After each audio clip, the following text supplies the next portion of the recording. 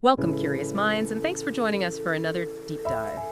Today we're embarking on, well, a truly global exploration. We're calling it Imaginify, a global perspective exploring creativity across cultures. Our mission really is to journey beyond our familiar horizons. We want to uncover how different societies around the world not only foster innovative thinking, but also express artistic brilliance in ways that are just profoundly unique. What we think we'll discover is that each culture offers a distinct, really invaluable lens through which to appreciate the boundless nature of human creativity. And that's such a crucial point. I mean, creativity isn't just about painting a masterpiece or, composing a symphony, though obviously it includes those things. It's more fundamental. A vital tool for problem solving, for innovation in practically every aspect of life. Think about it, whether you're an entrepreneur grappling with a new market, or maybe a scientist looking for a breakthrough, or heck, even just navigating complex personal decisions. Understanding the diverse ways cultures approach creativity can be incredibly liberating. Liberating? How so? Well, it pushes us beyond our ingrained habits of thought.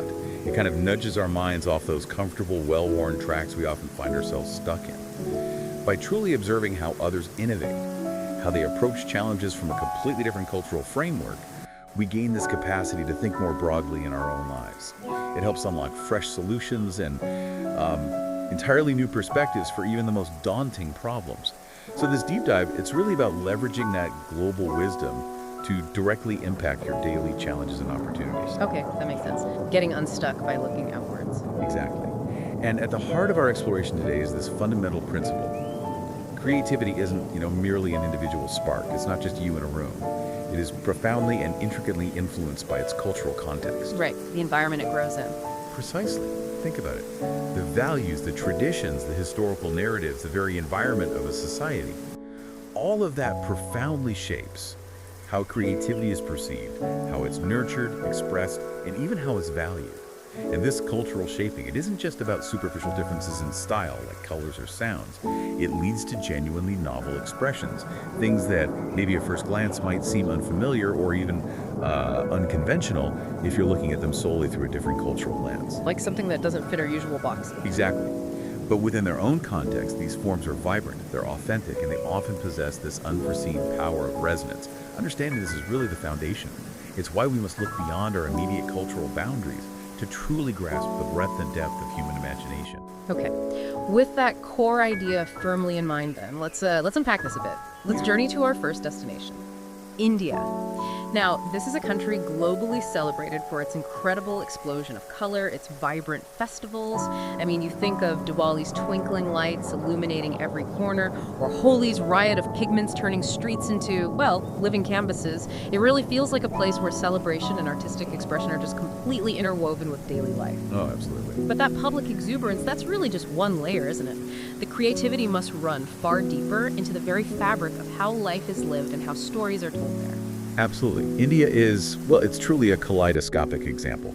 Creativity expressed in just a myriad of ways, extending far beyond its grand festivals. It goes into the intricate details of daily existence, its philosophies, its diverse traditions. It showcases creativity so vividly through its rich tapestry of dance, its ancient and incredibly diverse musical traditions, and a vast array of ancient and contemporary art forms. And what's truly fascinating, I think, is how India's profound regional diversity isn't just about different flavors adding spice. It actively enriches the national creative output. So the differences within India are key. Hugely key. Consider, for instance, the classical music traditions. On one hand, you have South Indian Carnatic music. It's known for its intricate, often pre-composed melodic structures, they call them ragas, and these really complex rhythmic cycles, talas. It demands precise execution and, frankly, a deep knowledge of tradition. But then on the other hand, there's the Hindustani classical music of the north. Now this is also rooted in ragas and talas, but it emphasizes expansive improvisational development. It often allows the performer much more freedom to explore and interpret within that melodic framework. So one is more structured, the other more improvisational, roughly speaking. Kind of, yeah. It's not merely different sounds. It's a profound difference in how musical creativity is approached, how it's structured, and how it's valued.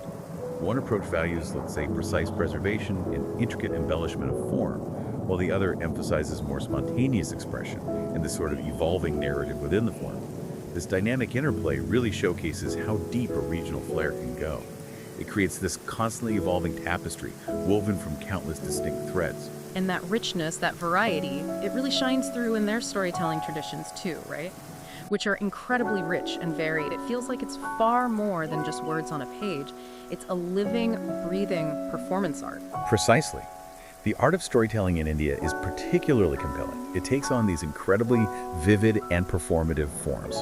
Take Kathakali, for example. This isn't just a dance, it's a classical dance drama from Kerala, down in South India. Performers undergo years, literally years, of rigorous training to master this unique blend of dance, music, incredibly elaborate costumes, intricate face paint, and these towering headdresses. Yeah, that sounds intense. It is. And through highly stylized gestures, they call them mudras, and subtle facial expressions, bhava, plus complex footwork, they tell these epic stories, often from Hindu scriptures. The visual and performative elements are just meticulously crafted to evoke specific emotions and narratives. It makes it a complete theatrical experience that really immerses the audience. This whole sensory experience. Totally. Or consider Indian puppetry.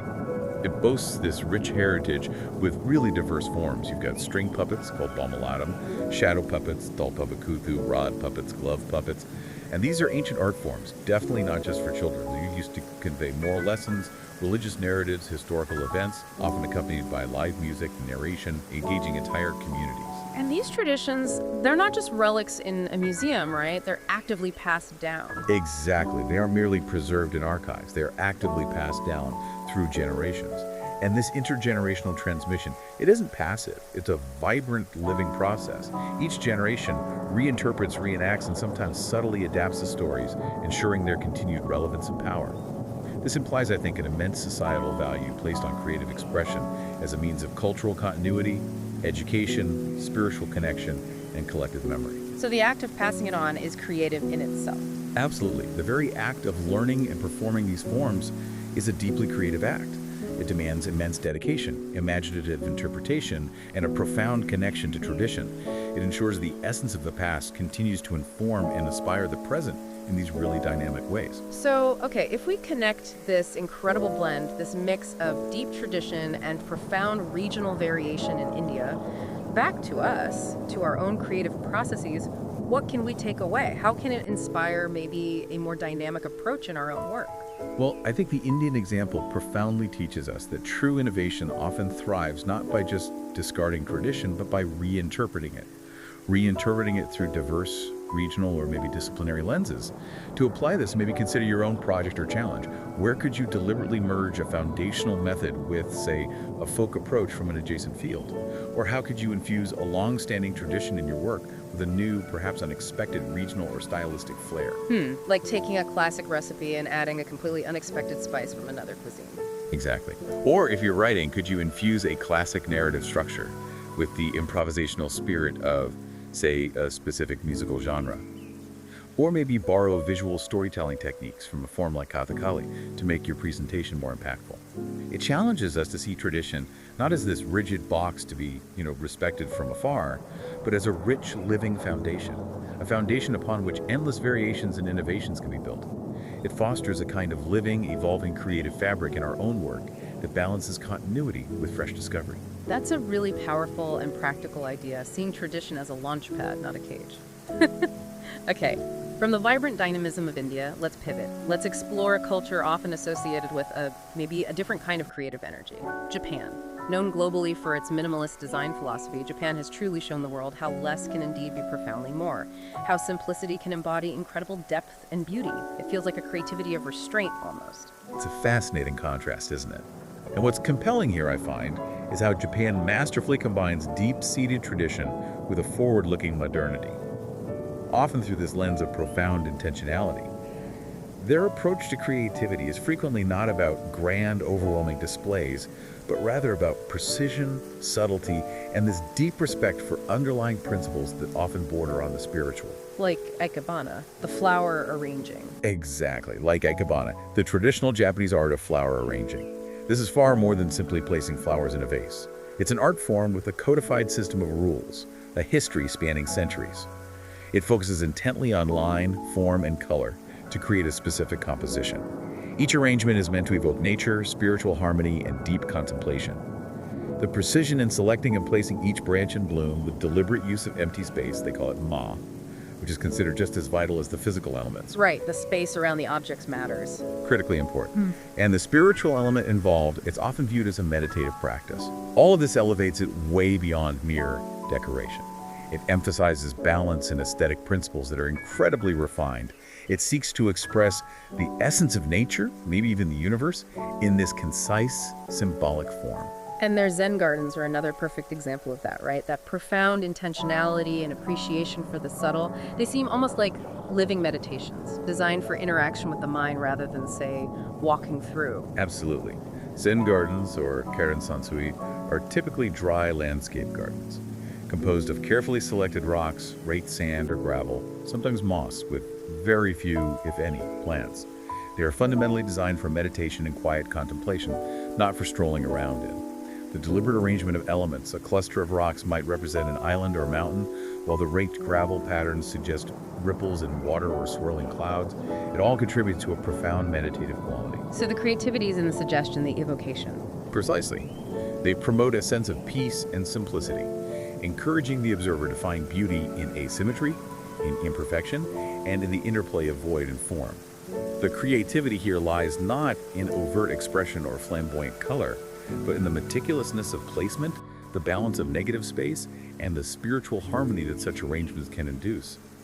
This emphasis on peace and simplicity, it reveals a Japanese approach to creativity that profoundly values restraint, the beauty of the understated, and finding depth and subtlety. It's about creating an environment that fosters inner calm and reflection. It's interesting, you mentioned thinking within constraints. How does that foster creativity differently? Well, this philosophy actually encourages a different kind of thinking outside the box, perhaps by thinking within very specific, elegant constraints. Innovation is found in the meticulous refinement of existing forms rather than their radical reinvention. It leads to this profound efficiency of expression. You're not trying to do everything, you're trying to do one thing perfectly, with absolute clarity. So if we, as listeners, were thinking about integrating elements of this minimalist thinking or this focus on harmony and intentionality into our own creative process, even in fields that aren't traditionally artistic, what might that look like practically? Well, it could be incredibly transformative. It could lead to clearer, more impactful outcomes, I think. Imagine applying the principles of Ikebana, that precision, intentionality, the deliberate use of empty space, to how you organize your digital files, maybe. Or streamlining a presentation, or even structuring a meeting agenda. Okay, cutting the clutter, basically. Yeah. Exactly. It's about being deliberate with every single element. Ruthlessly removing clutter, focusing on the essential to reveal clarity and maximize impact. In a design project, this might mean stripping away unnecessary features to highlight core functionality and elegance, making sure every component serves a clear purpose. In problem solving, it could mean seeking the simplest, most elegant solution rather than the most complex one, trusting that often the most powerful answers are the most straightforward. This approach fosters a kind of creative efficiency that's both powerful and, well, peaceful. It teaches us that sometimes the most profound statements are made with the fewest, most carefully chosen words or elements. Fewer better things. Okay. From the serene, meticulously crafted gardens of Japan, our journey now continues. Let's head to the vibrant continent of Africa. Here, creativity often seems to blossom not just from individual genius, but from the collective heartbeat of society. Music and dance, especially, feel like they're not merely forms of entertainment, but are utterly integral to community life across its incredibly diverse cultures. That's such a crucial distinction. It really differentiates many African creative traditions from perhaps more Western individualistic models we might be used to. Yeah. In many African cultures, creativity is profoundly communal. It's deeply embedded within daily rituals, ceremonies, celebrations. It's often a participatory experience rather than, say, a performance for a passive audience. Everyone joins in. Often, yes. And what's particularly powerful and pervasive is the widespread use of storytelling through oral traditions. Now, this isn't just about sharing anecdotes around a campfire. It's a dynamic, living library that serves as the bedrock of cultural memory and innovation. Consider the griots in West Africa, for instance. They are far more than mere storytellers. They are revered oral historians, genealogists, poets, musicians, social commentators. They are the living repositories of their people's histories, traditions, accumulated wisdom. Wow, that's a huge responsibility.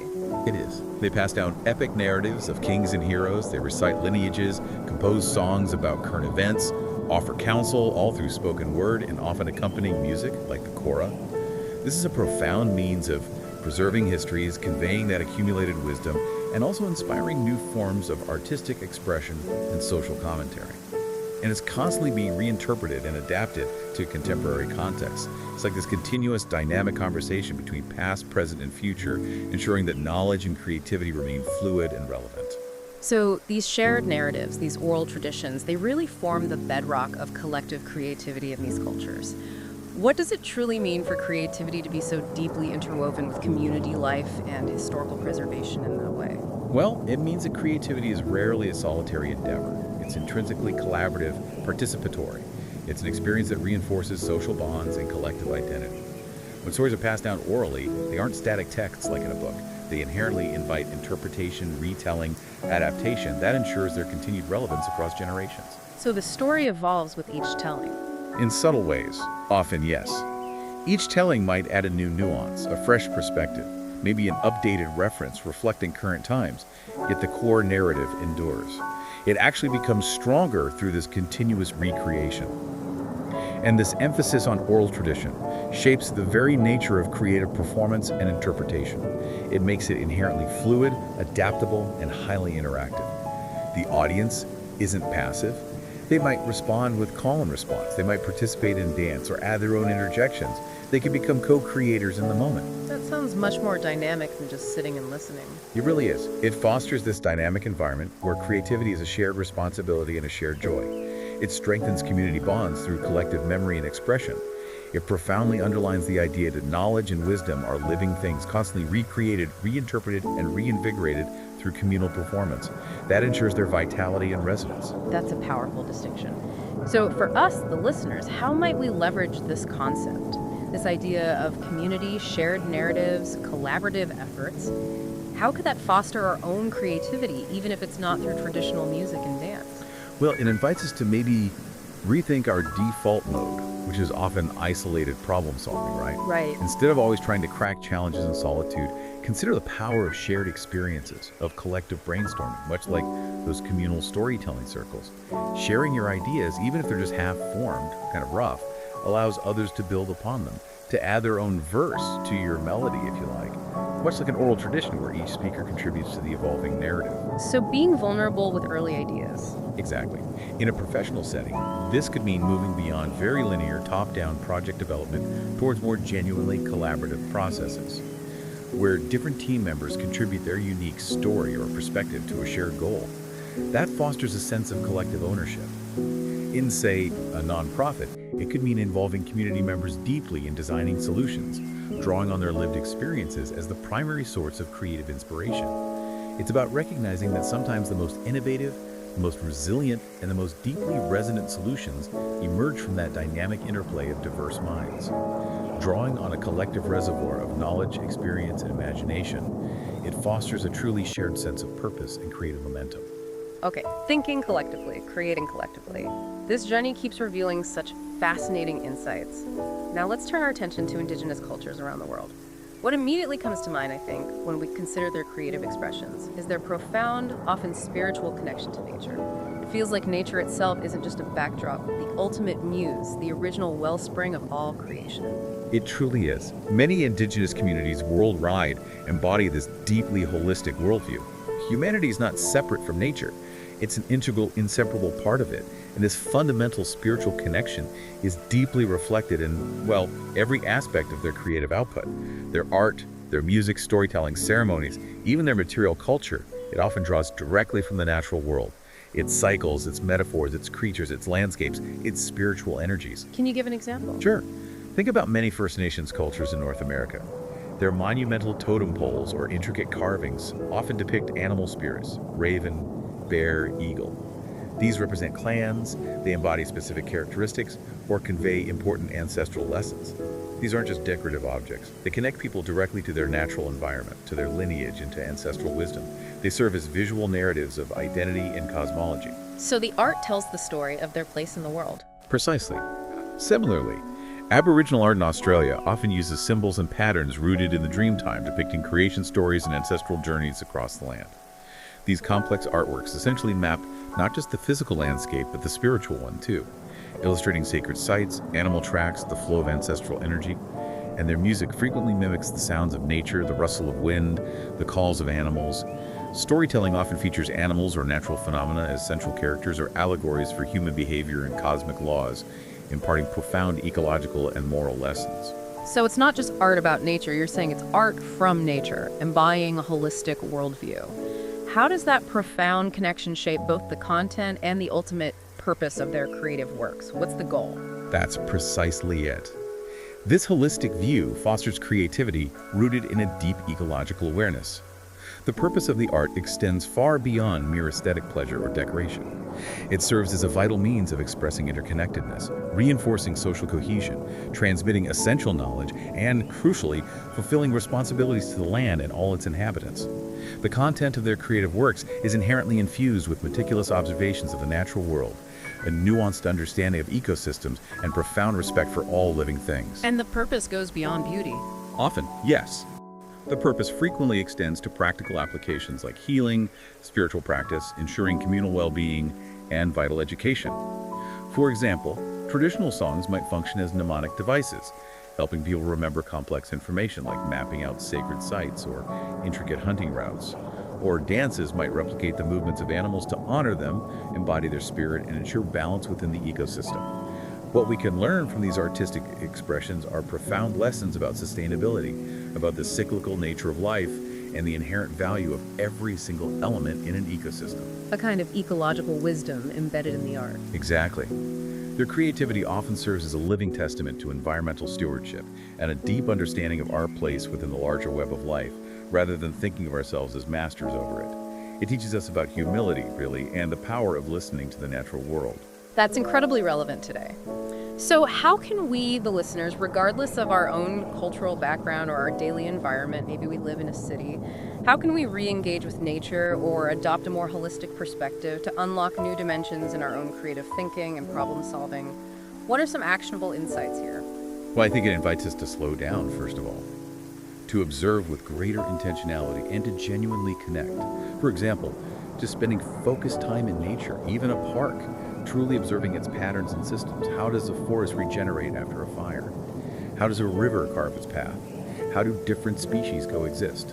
Observing these things can inspire radically new approaches to problem solving in any field. Like using nature as a metaphor or model? Exactly. A complex organizational problem might be reframed by thinking about how a natural ecosystem solves its own challenges through adaptation, resilience, nutrient cycling, interconnectedness, rather than, say, rigid hierarchy. Adopting a holistic view in your own work means considering the broader impact of your creations, thinking about the entire life cycle of a product or an idea, or the interconnectedness of different aspects of a project. It's about understanding that every piece fits into a larger whole, and that balance and sustainability aren't just environmental buzzwords. They are powerful, creative principles that can lead to more robust, meaningful, and enduring solutions. It encourages us to think cyclically, consider long-term effects, and to draw on the vast, often overlooked creative wisdom of the natural world around us. Slow down, observe, connect, think holistically. Got it. So as we kind of synthesize these incredibly diverse manifestations of creativity, what really stands out is just how profoundly varied, how resilient, and how innovative human expression truly is. These examples from India's vibrant regionalism, Japan's serene intentionality, Africa's communal dynamism, and indigenous cultures' deep connection to nature, they clearly highlight how creativity can manifest in ways that might, from a conventional Western perspective, appear imperfect, maybe uncomfortable, or simply non-traditional. Things we might not immediately recognize as creative in our usual framework. Exactly.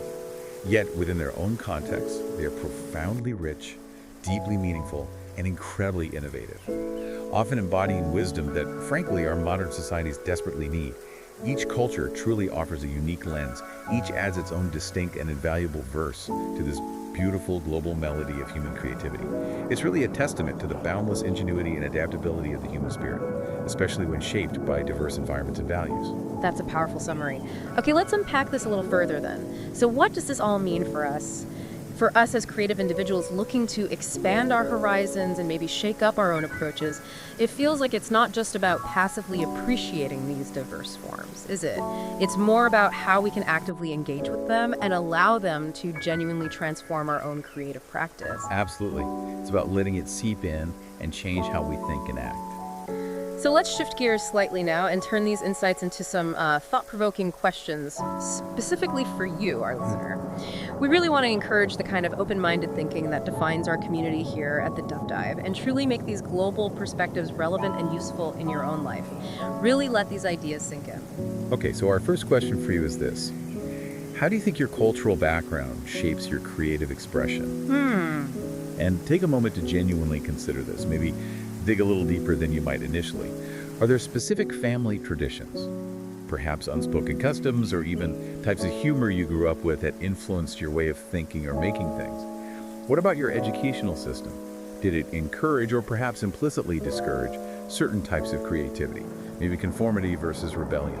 Yeah, schools can definitely shape that. They really can. Think about the societal values you were raised with, or the historical context of your upbringing.